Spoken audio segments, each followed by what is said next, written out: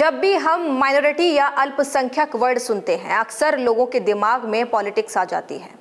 लेकिन क्या हमने कभी सोचा है कि हमारा कॉन्स्टिट्यूशन माइनॉरिटीज़ को कैसे देखता है और उन्हें कौन कौन से राइट्स देता है? आदाब, मैं इंशान दिलीप। इस्तकबाल है आपका department of mass communication and journalism के डिजिटल प्लेटफॉर्म MCJ मानू पर।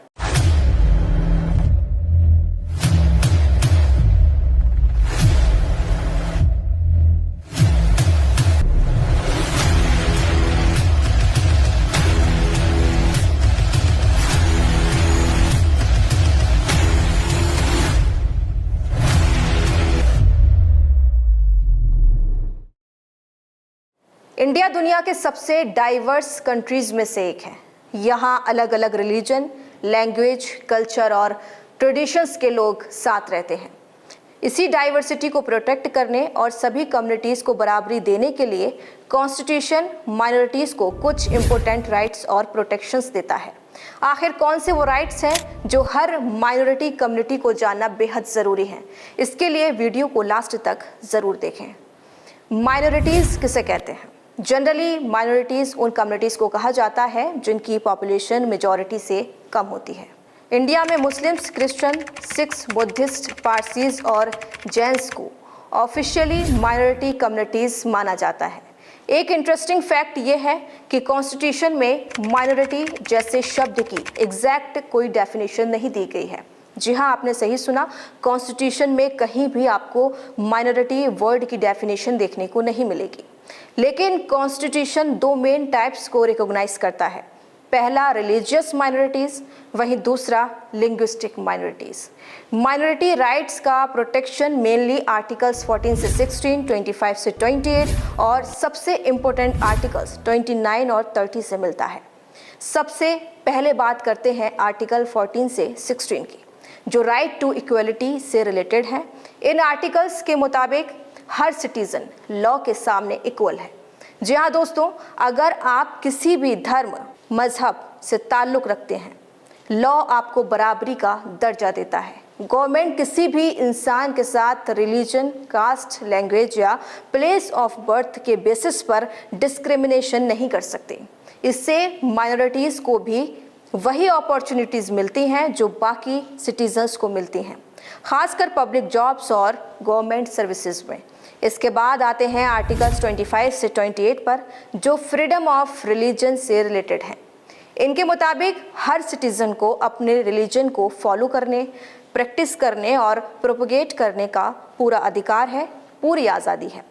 इसका मतलब है कि माइनॉरिटी कम्युनिटीज़ अपने रिलीजियस बिलीफ्स, रिचुअल्स और ट्रेडिशंस को फ्रीली फॉलो कर सकती हैं।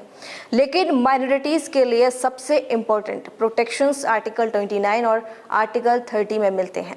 आर्टिकल 29 कल्चरल और लिंग्विस्टिक आइडेंटिटी को प्रोटेक्ट करते हैं। जी हाँ, इसके अकॉर्डिंग अगर किसी कम्युनिटी की अपनी लैंग्वेज, स्क्रिप्ट या कल्चर है तो उस कम्युनिटी को उससे प्रिजर्व और प्रोटेक्ट करने का पूरा राइट है। इंडिया जैसे मल्टीलिंगुअल और मल्टीकल्चरल कंट्री में ये राइट बहुत इम्पोर्टेंट है, क्योंकि इससे छोटी कम्युनिटीज़ भी अपनी कल्चरल आइडेंटिटी को मेंटेन कर सकती हैं। आर्टिकल 30 माइनॉरिटीज़ के लिए एक बहुत पावरफुल प्रोविज़न माना जाता है। ये रिलीजियस और लिंग्विस्टिक माइनॉरिटीज़ को अपने एजुकेशनल इंस्टीट्यूशंस इस्टेब्लिश और एडमिनिस्टर करने का राइट देता है। मतलब माइनॉरिटी कम्युनिटीज़ अपने स्कूल्स, कॉलेजेस और एजुकेशनल इंस्टीट्यूशंस खोल सकती हैं और उन्हें अपने ट्रेडिशंस और वैल्यूज़ के हिसाब से मैनेज कर सकते हैं। आर्टिकल 30 में ये भी लिखा हुआ है कि अगर गवर्नमेंट एजुकेशनल इंस्टीट्यूशंस को फाइनेंशियली एड देती है तो वो किसी इंस्टीट्यूशन के साथ सिर्फ इसलिए डिस्क्रिमिनेशन नहीं कर सकती क्योंकि वो माइनॉरिटी कम्युनिटी के मैनेजमेंट में है।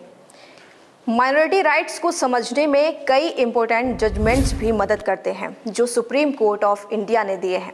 1974 में Saint Xavier's college versus state of Gujarat case में सुप्रीम कोर्ट ने साफ कहा है कि माइनॉरिटीज़ को अपने एजुकेशनल इंस्टीट्यूशंस इस्टेब्लिश और एडमिनिस्टर करने का फंडामेंटल राइट है और गवर्नमेंट अननेसेसरी इंटरफेरेंस नहीं कर सकती। 1992 में Saint Stephen's college versus university of Delhi case में कोर्ट ने अलाउ किया कि माइनॉरिटी इंस्टीट्यूशंस एडमिशंस में अपनी कम्युनिटी के स्टूडेंट्स को प्रेफरेंस दे सकते हैं ताकि उनका माइनॉरिटी कैरेक्टर मेंटेन रहे। एक और लैंडमार्क जजमेंट जहां TMA pi foundation versus state of Karnataka है। इस केस में सुप्रीम कोर्ट ने क्लैरिफाई किया कि माइनॉरिटी स्टेटस का डिटर्मिनेशन स्टेट लेवल पर भी किया जा सकता है, सिर्फ नेशनल लेवल पर नहीं। कोर्ट ने यह भी कहा कि माइनॉरिटी इंस्टीट्यूशंस को स्टूडेंट्स सिलेक्ट करने, टीचर्स अपॉइंट करने और एडमिनिस्ट्रेशन मैनेज करने की फ्रीडम होनी चाहिए, लेकिन एकेडमिक स्टैंडर्ड्स मेंटेन करना ज़रूरी है।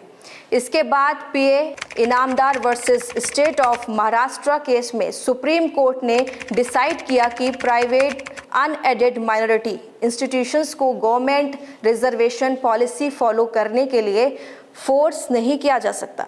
माइनॉरिटी राइट्स को प्रोटेक्ट करने के लिए गवर्नमेंट ने नेशनल कमीशन फॉर माइनॉरिटीज़ भी इस्टेब्लिश किया है, जो माइनॉरिटी कम्युनिटीज़ के राइट्स को मॉनिटर करता है, जहां और डिस्क्रिमिनेशन की कंप्लेंट को एड्रेस करता है।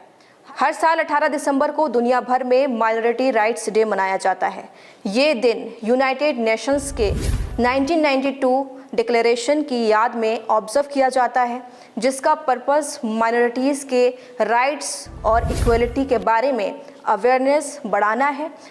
आखिर में हम कह सकते हैं कि कॉन्स्टिट्यूशन ऑफ इंडिया का ऑब्जेक्टिव किसी कम्युनिटी को स्पेशल प्रिविलेज देना नहीं है, बल्कि सभी कम्युनिटीज़ को सिक्योरिटी, इक्वलिटी और कल्चरल प्रोटेक्शन देना है।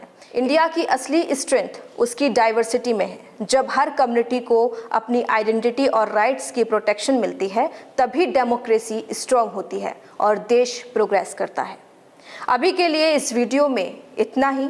ऐसी ही खास वीडियो के साथ दोबारा मुलाकात होगी।